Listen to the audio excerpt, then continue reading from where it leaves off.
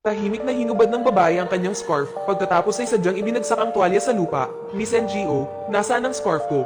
Pagbalik ng kasambahay para kunin ang tuwalya, mabilis na nagparehistro ang babae sa pangalan ng dating asawa ng kanyang asawa. Ang pangalan ko ay Truong Chu NHA. Ang salitang Chu ay maliit at si NHA ay magalang. Ang aking medical record number ay 765,543 katatapos lang magsalita ng babae. Nakitang papalapit ang galit na dalaga. Orthopedic trauma, nakarehistro sa departamento ng trauma upang suriin ang mga bali ng buto, kaya walang hinala ang dalaga, ngunit nakatayo pa rin siya malapit at hindi umaalis. Kung tawagin ng nurse ang pangalan ni Truong Chu NHA, ngunit pumunta si Mai Toong Nam sa doktor, hindi ba ito mabubunyag? Truong Chu NHA, Truong Chu NHA, mayroon bang nagngangalang Truong Chu NHA? Nanatiling kalmado pa rin si Mai Toong Nam.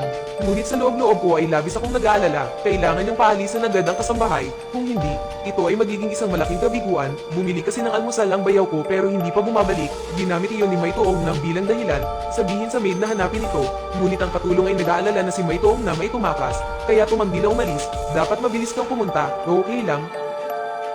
Pero huwag kang gumala. Ganito ang mga paa ko, saan ako pupunta? Naisip din ng kasambahay, isang pasyente ang nagtamo ng malubhang bali, saan kaya siya tatakbo? Nakita ang kasambahay na nagwawala sa isang tagong sulok, mabilis na lumipat si Mai Toong Nam sa pintuan ng silid ng ospital. Ako si Truong Chu NHA, nang makita ko si Truong Chu NHA pagkatapos ng 5 taon, pumunta ako upang magpatingin sa doktor. Laking gulat ng doktor, dati kasi, nagpatingin siya sa doktor para sa broken bones twice every 3 days, habang naghihilom ang mga lumang sugat, laging lumalabas ang mga bagong sugat. Ang labis na ikinagulat ni Mai Toong Nam ay, wala pang 2 minuto ang lumipas, bumalik na ang maid, pumasok ka lang kapag tatawag ka, hiniram ni Mai Toong Nam ang payo ng doktor, sabihin sa kasambahay na maghintay sa labas, hindi na nagabala ang kasambahay, masulurin lamang na isinara ang pinto, binuksan ni Mai Toong Nam ang mga medikal na record ni Truong Chu NHA, ito ay tunay na nakakaawa na hindi ko kayang makita ito, halos wala ng mga buto sa buong katawan, ito rin ang direktang dahilan kung bakit siya nagpakamatay, takot na takot si Mai Toong Nam kaya pawisan siya ng malamig, kung patuloy kang maninirahan sa isang mapang-abusong asawa, maaga o huli siya ay magiging susunod na Truong Chu NHA, o inabuso siya ng kanyang asawa hanggang sa mamatay, o magpakamatay dahil hindi mo matiis ang karahasan, gumamit siya ng isang maliit na aksyon, ipahayag ang iyong determinasyon na makatakas sa mga kuko ng Diablo, tuwing lalabas ang kasambahay, inilok niya ang pinto para maiwasan ang pagnanakaw, ito ay hindi sinasadyang lumikha ng pagkakataon para sa Mai Toong Nam.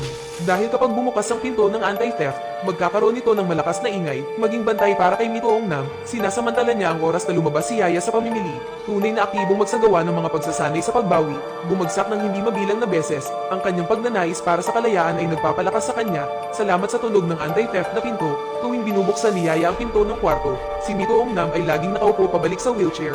Miss Me, bakit pawis na pawis ka?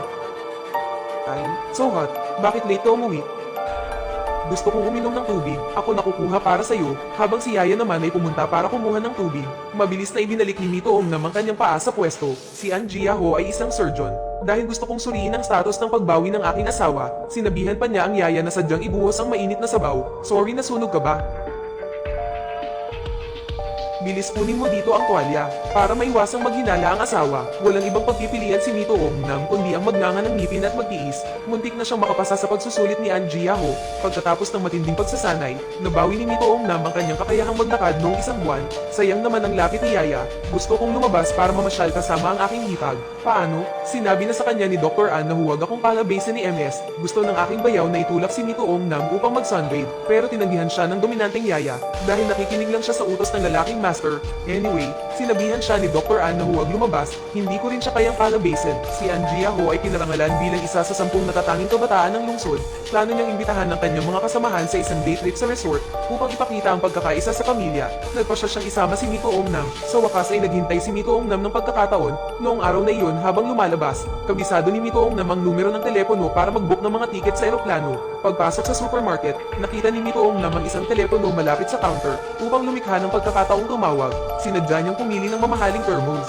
Walang lakas ng loob na magdesisyon ang dalaga. Dalhin si Mai Toong Nam sa phone booth. Kailangan kong humingi ng opinyon ng boss. Bumili lang ng base si An Jia Ho, kaya masayang sumang-ayon. Pagkatapos, gawin ang invoice at magsasalita pa ako ng ilang salita. Kapag umuwi ka ng gabi, bilhan mo ako ng gamot sa motion sickness.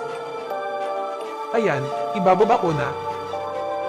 Habang ang kasambahay ay pumunta sa counter para magbayad, mabilis na din niya ni Mai Toong Nam ang ticket booking number. Hello, ito ang Fast Ticket Company. Para mag-book ng mga flight ticket, mangyaring pindutin ng isa. Sa isang kisap mata, oras na para magbakasyon, naghiyawan ng mga kasamahan, sumakay sa An Jiaho at dalhin sila sa pamamangka. Hindi maginhawa para kay An Jiaho na tumanggi, sa tingin niya ay hindi pa rin makalakad ang kanyang asawa. Dapat manatili si Mito Ong Nam sa pampang, at sumagwa ng bangka papunta sa gitna ng lawa kasama ang mga kasamahan ko, at si Mito Ong Nam ay nasa baybayin, nakatingin sa isang itim na sasakyan sa malapit. Nang ibinaling ni An Jiaho ang kanyang ulo upang tingnan ang kanyang asawa mula sa malayo, nagpanik siya sa eksenang nasa harapan niya.